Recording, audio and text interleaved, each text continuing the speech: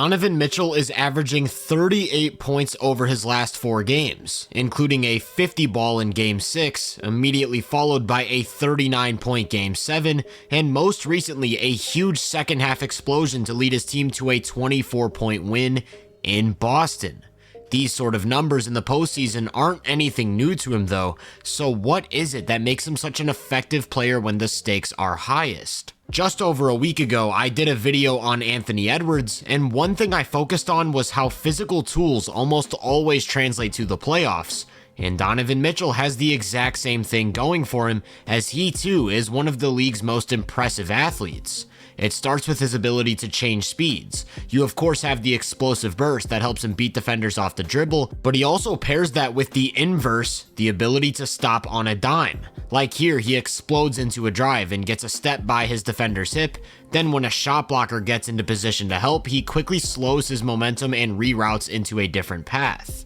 He'll use his handle to weaponize these explosive attacks. One of his go-tos is this in and out straight into a crossover, and again to counter a packed paint, it's the floater, and when needed, he can get really creative. It's another in and out, this time into a spin move, then a second defender steps up so he sets him up as well, collapsing the defense before leaving it to Allen down low. All of these moves are made possible by his unrivaled ability to change directions. He's the closest thing we have to a running back in the NBA, cutting back and forth as he jukes the entire defense on his way to the paint. This play starts with a screen to his right, and he rejects it with a sharp crossover left, only to immediately cut back to his right to shed the help, and that leaves him with space for a jumper. When the changes of speed and changes of direction come together, this guy's just a nightmare to contain. He'll stop and go, redirect. There aren't many defenders who can stay in front of him. But even in the rare event that he gets into his initial move and his man is able to cut him off, he can turn into a power back and just bully his way to the rim. He might be the strongest small guard in the league. Paolo Banchero is 6'10", 250, and Mitchell goes right through him like he's not even there. This level of strength, especially in his lower body, really helps him as a finisher around the rim, as he can absorb contact and remain perfectly in balance. You can see that on this one. When he starts his drive, Tatum barely beats him to the spot and they make contact, but he doesn't get bumped off his path and steps right through it for an and one. That sort of play is made possible by his length, and really, his 6'10" wingspan makes a ton of things possible, like this signature move of his where he'll gather in a windmill motion over the top of his defender to create an angle. These long arms also make his handle that much more deadly, as a simple crossover covers an insane amount of ground, and then you have those lengthy strides to finish from the floor. In terms of getting to the rim, there are very few guards in the NBA who can compete. At 6.6 rim attempts every 75 possessions, he's currently second among guards in the playoffs behind just Tyrese Maxey. What's really interesting about this is he was already a high volume slasher in the regular season, and you could argue that he was actually in better physical shape for a few months than he has been since returning from injury. Yet, he only averaged 4.9 rim attempts per 75, nearly 2 less, and to me, there's an easy explanation for the increase. It's simple, he's really forcing the issue. Take this play for example. His lane gets taken away and he throws a bump while coming to a stop, and for most players, this right here is a mid-range jumper. He refuses to settle though, and instead hunts for a new angle. He's really leaned into the physical aspects of his game. Once again, he gets cut off and is forced to pull back, then he wastes no time setting up a second drive, continuing to showcase that combination of length and strength. His use of strides, strength, and soft touch have turned him into one of the game's best on-the-floor finishers, but don't forget that one of his biggest draws coming into the league was his explosive vertical leaping.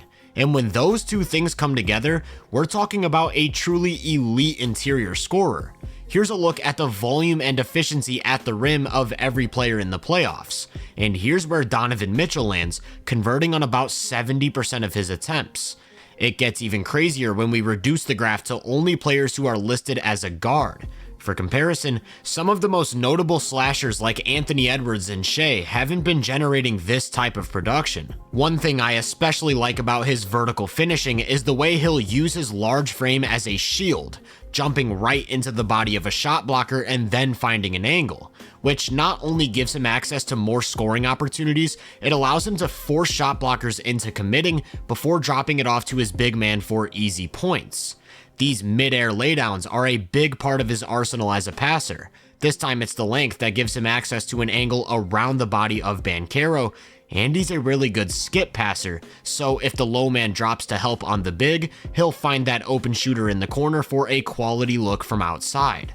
When it all comes together, the athletic driving, versatile finishing, and sharp passing, we're talking about a truly elite downhill attacker who can really dissect defenses from that alone. Where he takes his offensive arsenal to an entirely different echelon though is with his off-the-dribble three-point shooting. Over the last 2 seasons, he's attempted over 700 pull-up threes, so we're talking a lot of shots, and he's hit more than 37% of them, a mark that would put him among the league's best. I think what stands out is how smooth his motion is. It really doesn't matter where his momentum's taking him, at any moment he can just pull the trigger, which pairs perfectly with his driving.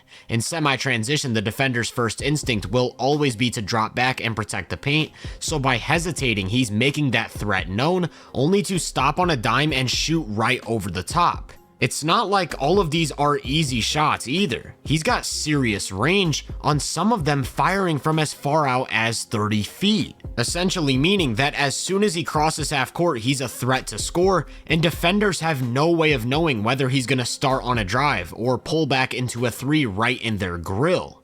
In these playoffs, he's attempted just under 6 of these a game, good for 4th, and when they're hitting at the 38.5% clip that they are right now, there really isn't much you can do as a defense to adjust. That unique combination of explosive driving and pull-up shooting has turned him into one of the best pick-and-roll scorers we've ever seen. If the big is back in a drop and his defender doesn't stay glued to him over the screen, he'll step into that jumper every single time. And like I said, we're talking serious range. Wagner is up at the three-point line, which still isn't high enough to stop him from burying a triple. Of course, when working off of screens, the defense also has to worry about him turning the corner on a drive, where if he finds even a sliver of space to attack, he's getting to that rim. So it's imperative that no matter how high that screen is set, even all the way out at the logo, his defender stays glued to him over the top. With the big still dropping back, that forces him to play in between, which used to be a weakness but has really turned into a strength. I really like when he puts his defender in jail and takes his time, here threatening a drive before stepping back to create space for a three. And on this one, he's going to do pretty much the exact same thing, except in the mid-range, and instead of taking the jumper, he leverages that threat into a pass.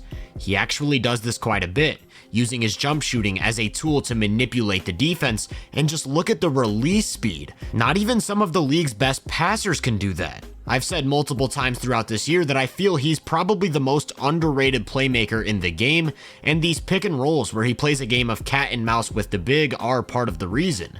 Here's one where he's met with drop coverage, and instead of quickly pulling up, he keeps his dribble alive and patiently works his way baseline, forcing 2 to the ball so that there's nobody left to pick up Marcus Morris on the perimeter. As a result, it's probably in the defense's best interest to not let him get anywhere near the paint. Typically, that would mean a more aggressive coverage, such as a hedge, but most bigs really have no chance of containing him in space.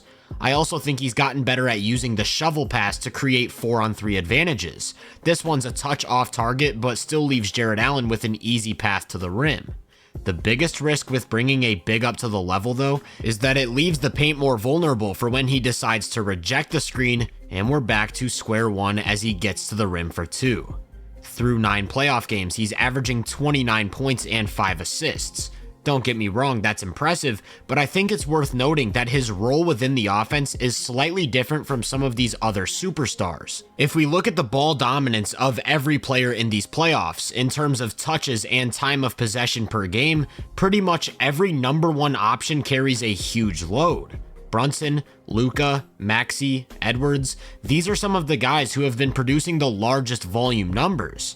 As for Donovan Mitchell, he just simply hasn't had the ball as much, meaning that there's less opportunity for him to fill up the box score. Some of it has to do with the coexistence of Darius Garland, some of it has to do with Cleveland's free-flowing offense that gets everyone involved, and this has its benefits and its drawbacks. For one, it unlocks him more as an off-ball weapon, whether that's as a spot-up shooter, slashing off the catch, or cutting into the lane to make plays. I think that gives his attack a little more versatility, but on the downside, if you turn on a Cavs game, you're likely to see 5 or 6 straight possessions where he just isn't involved whatsoever, to the point where you might forget he's on the court despite being their best creator. I think it's obvious that the team's offense is maximized with the ball in his hands, and that's because there are only a handful of guys who you can say match his ability to break down a defense.